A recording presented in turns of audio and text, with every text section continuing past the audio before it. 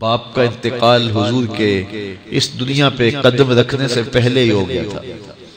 अभी शिक्म मादर में थे कि हजरत अब्दुल्ला का इंतकाल हो जाता है। दुर्रे यतीम पैदा हुए। 6 साल की उम्र में अबवा के मुकाम पर रेत के टीले आए तो वहां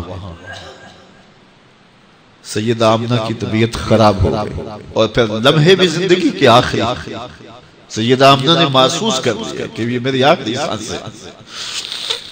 सैयदा पाक ने हुजूर के सर पे हाथ रखा और रोते हुए कहा कि बेटा, हर नई चीज ने पुराना हो जाना है, हर बाकी ने फना हो जाना। मैं भी जा रही हूँ, वह जिक्र बाप व वलद तो तोहरा, लेकिन मेरा जिक्र नहीं मिटेगा, इसलिए कि तेरे जैसा सुथरा बेटा छोड़ के जा रहे। ये आखिरी लफ्ज़ थे सैयदा पाक के सैयदा आमिना सलामुल्लाह अलैहा का इंतकाल हो गया। खैर, हुजूर माँ से लिपट गए। अम्मी आप आगे बोलती नहीं है, लेकिन खामोश हो गया था चमन बोलता। हुजूर ने वहीं फिर अपनी माँ की तदफीन की। तदफीन के बाद उम्मे ऐमन के साथ सवारी पर बैठ जाते हैं और चिमट जाते हैं उम्मे ऐमन के साथ, और वो जाके हजरत अब्दुल मुत्तलिब के सुपुर्द कर देती हैं। तो हजरत अब्दुल मुत्तलिब हुजूर को आगोश में लेके बड़ा रोए और उम्मे ऐमन से कहा कि मेरे इस बेटे का तुमने खास ख्याल रखना है। और फिर उन्होंने इतना ख्याल रखा कि मेरे हुजूर फरमाया करते थे, उम्मे ऐमन मेरी माँ के बाद मेरी माँ है। 2 साल के बाद हजरत अब्दुल मुत्तलिब का भी इंतकाल हो गया। इब्ने हशाम के ये लफ्ज़ सीना चीरते हैं कि जब अमीर कुरैश का जनाजा उठा तो सारा मक्का जनाजे के लिए उमड़ आया, लेकिन लोगों ने 8 साल के एक बच्चे को देखा जो दीवारों से लिपट लिपट के रो रहा था।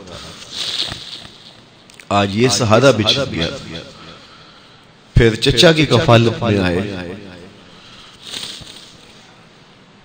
फिर एक वक्त आया कि वो भी इस दुनिया को छोड़ गए और उसी साल हुजूर की अहलिया का इंतकाल भी हुआ और उस साल का नाम आमुल हुज़्न, दुखों का साल रखा। अहले मक्का ने जो सुलूक किया वो किसी से भी मख्फी नहीं है। पत्थर मारे, गड़े खोदे, कांटे बिछाए, उजरियां डाली, अपने घरों के कूड़े लाके हुजूर के घर के सामने रख दिए।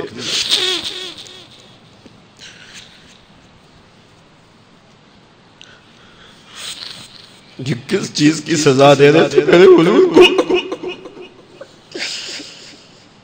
मेरे हुजूर अलैहिस्सलाम ने फिर ताइफ का सफर किया कि शायद वो लोग मेरी बात को सुन लें, लेकिन उन्होंने जो दर्दनाक सलूक किया वो भी तारीख का एक इंतहाई दर्दनाक बाब है।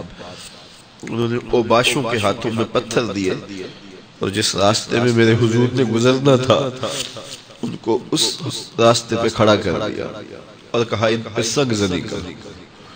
और वो आका करीम पे पत्थर मारते, हुजूर के पांव पे पत्थर मारते।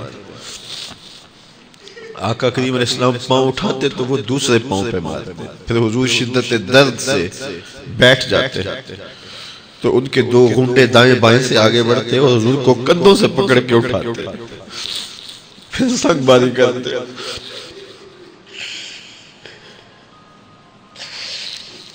नालैन हुजूर के खून से भर गए। अजाब के फरिश्ते हुजूर के पास आए कि अगर आप बद्दुआ भूल दें तो अभी हम इन पहाड़ों को जोड़ देते हैं और ये ताइफ के लोग पिस जाएंगे पहाड़ों के दरमियान। आसमान से पत्थर उतरेंगे, उनके सर कुचल दिए जाएं जिन्होंने आपको दुख दिए। अब सहाबा जो साथ थे उन्हें भी शदीद आरज़ू थी कि हुजूर इनके लिए बद्दुआ करें, इन्होंने बड़ा दुख दिया। तो फिर हुजूर के हाथ उठ गए। सहाबा का ख्याल ये था कि अभी हुजूर की जुबान खुलेगी और बद्दुआ के लफ्ज निकलेंगे और ये पीस दिए जाएंगे, लेकिन जब वो लब खुले, वो पतली पतली गुले कुद्स की पत्तियां, वो लबहाए दूर जब खुले तो लफ्ज क्या थे? ऐ अल्लाह मेरी कौम को हिदायत दे, ये मुझे जानती नहीं। और कहा कि मुझे इनकी नस्लों से ईमान की तवक्को है।